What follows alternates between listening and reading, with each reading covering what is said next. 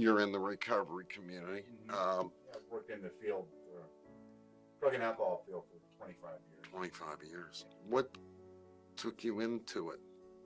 Well, what initially took me into it is I needed a job. For one, I had finished college. I had 30 years of plus years of recovery. Finished school. Okay, you yourself were in recovery as well. Yeah, I've been in recovery. Okay. I'm a recovering heroin addict, as a matter of fact. We'll introduce you at this point. Your name is? David Dunkel. Okay. You actually run a recovery center in Pennsylvania? Right. I am owner, president of Seize the Day Incorporated. Okay. 13 recovery houses, male and female. People transitioning from early recovery back into the community. We provide a safe, supportive, drug-free living environment. Okay. Your county is loaded with a lot of rehabs, a lot of recovery centers, and that's why I wanted to talk to you. There are good recovery centers, there are good rehab centers, and there are those that are in it just for the money. And some of it becomes absurd. Rehabs that cost in the tune of $35,000 to $40,000 a month. Oh, yes. And back rubs and gourmet food. What makes one more successful than the other? Or what is working, what isn't working, and why? Well, I think you have to, seize the day. We started out with a mission. Our mission was to provide a safe, supportive, drug-free living environment, regardless of, sexual persuasion, creed, regardless of race, gender. So really about, recovery, making sure the person can experience long-term recovery.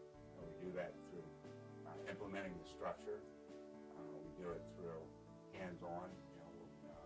I'm or my house manager or Luana, we're always accessible, and developing a rapport with people and really trying to provide assistance, guidance, and direction for them to become successful or develop long-term recovery.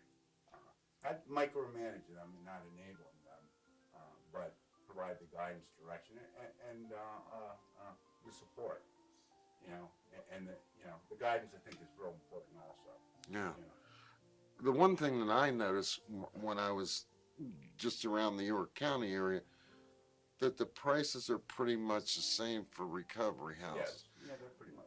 So then I'm looking at, okay, why is this one so much better? And that's why I picked yours out, because you are actively involved, and other ones over here charging the same price, and it's obvious to me they're in it for the money. I mean, that's it at the end of the day. They don't have those same structured guidelines. For example, the one that you have requiring them to have a job, or requiring them to volunteer. I don't see that. I don't see other requirements like IOP and so forth. We require all that. That they complete their aftercare, that they're active in the community, either with a job or community service. They're just not sitting around smoking cigarettes and watching TV all day. And I think people that allow that to happen, are not really invested in people's recovery. They may be invested in housing them, but it's much more than just housing. There's much more than providing, 4 walls, a couch, and a TV. It's really about, challenging them when they need to be challenged, providing a hug when they need a hug, and really try to, become invested in their lives and for the betterment of their lives also. Right. Because when I look at the requirements that you have versus anyone else is very different, very different. So, and you stick by those.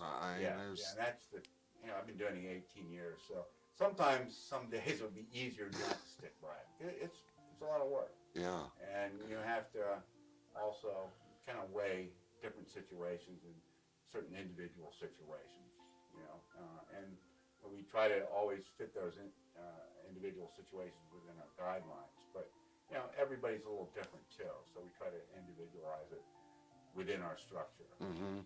So that's a real balancing act, and it can be emotionally draining sometimes. Because you're not just managing properties, you're managing people's lives. So and I've been pleased with the amount of long-term sobriety that our alumni and our residents have. Mm-hmm. I don't micromanage them. We provide them with enough structure, but also enough freedom for them to learn to live on their own and think on their own, and to come to some conclusions on their own that maybe this isn't a good thing to do. We may point that out to them, but they'll find out. Mm-hmm. So. Do you want to go over that whole list, or is it too Well, much for this? I'll go over kind of the 90 meetings in 90 days, 90. Yeah, I days. think that's excellent. Yeah. And they have to get a slip sign. They have to get a home group, which is a group that they go to once a week. It's kind of like the group that they attend regularly. So get to know people and all that. And then they have to have a sponsor, not just have a sponsor, in name. We'll ask them what step they're working. We want them to work through the 12 steps, or at least part of the steps before they leave. So we'll ask them what step they're working.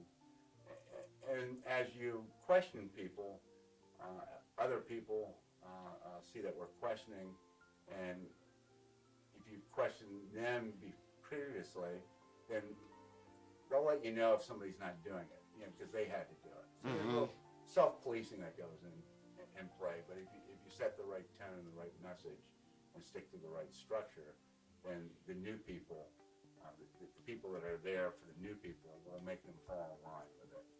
If you don't, then it becomes a free-for-all. And it can become a free-for-all fairly quickly. I would imagine, because you and I have worked on some of the kids Yes. Together, and I know just from having the contact I have with their lives and so forth, and then I'm thinking of multiplying that times how many kids do you have at the time? 93 are capacities. Oh, Yeah. so that reaches the insanity level pretty quick. I always tell people my life can change within 5 minutes. I get 5 phone calls, a furnace breaking, and somebody who wants to relapse, or somebody who's having a breakdown, mental health breakdown, or somebody's not taking their medication, their mental health medication, is having a breakdown. So I can get a whole lot of things at one time. So it could be, it's challenging, but we're always there. They always have a place that they can make a phone call. And I think that's what the difference is. And my staff see that I'm committed to that. And therefore, they're committed. Yeah. I kind of lead by example. And some of the other structure, we do have an employment class that I just started about a year and a half ago. Okay. I work with drug court a lot, so I get a lot of people that may have a felony or misdemeanor, and particularly when the economy wasn't very good, their pool of jobs shrunk. Just because there are jobs that are eliminated just because they have a record. So I talked to a state parole agent about this, and she said, "Hey, I got somebody for you." She just Christmas Addicts just lost their funding for. She had developed their ex-offender program, so she was looking for some work. So she comes in 2 days a week, goes over, interviewing techniques, dress for success. The best thing is they'll get a completed resume done by her. Then she has resources within the community, like the Dress for Success. She'll link them with. She'll link them with the cell phone. Oh, okay. So she has a lot of resources that she's able to plug people in. And we've had some fantastic responses about that.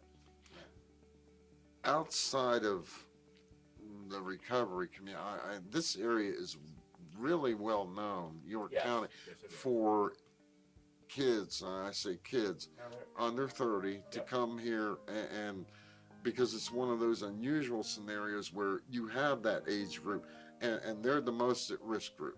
Yes. This is, I mean. They're the highest prone for relapse. Yeah.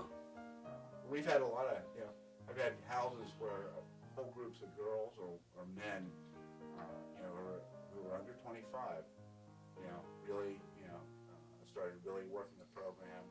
I went back to school, got their degrees, for mine homes. One girl, Great. she's finishing her up her PhD. She didn't even have a degree when she came in. Now she has her PhD. And then she sponsors other girls, and then plugs them in. So she's a real positive role model. Yeah. And then, that's kind of how it works. You get a whole group that can do it together, and we've been fortunate to do that a couple times. Then they'll sponsor other people and, give other people a lot of hope that, they too Sure. can make it through this. What was neat is all these were young female heroin addicts, that really got this. It was just amazing to watch them, really blossom and support Yeah. one another and support the new girls coming in. So that's really what it's about, Mhm. One crew, individual becoming successful, and then helping out the next crew. And I've often said that, that the ones that are on that strong road to recovery make some of the best citizens, really, that you can possibly have. And that's a misnomer out there that, once you're in this, you're... I've had, one of the first crop people, male, who came through it, and people asked me why I let him in my recovery house. He was in and out of jail. They call him, relapse Bill, and he really embraced it, and he stayed in the house 3.5 years. Went back to school, got his degree, now he's a professor. Wow. And here's a guy that was down and out, and just, you never know with people. Yeah. And that's why I always give people the benefit of the doubt and really give them second chances, because you never know. Yeah. People gave me second chance. People didn't give up on me, so that's why I'm firmly believe that I won't give up on somebody. Sometimes I have to, say, hey, you can't stay here because you're violating, you're used or whatever. But they'll call me back in a year or two. I had one just recently. This kid that was at my house 12 years ago. Wow. And he's unfortunately coming back. He didn't do well the first time, but we'll Right. give people second, third, and sometimes fourth chances. Just it's not a recovery doesn't happen automatically. It's not an event. No, Yeah. it's a journey. So I commend you very much for, the Thanks. dedication, because there's not enough money in this world. It's not. Everybody thinks, you have recovery houses, you're going to get rich quick. Yeah. No, you're not. No. You do it because, you have to pay the bills, obviously. But you do it because you're passionate about helping people. And I can honestly and truly say everybody that works for me is very passionate and committed to helping people. Yeah. They do have little different styles. Oh, yeah. I know. But they I know. are committed to that. So. Right.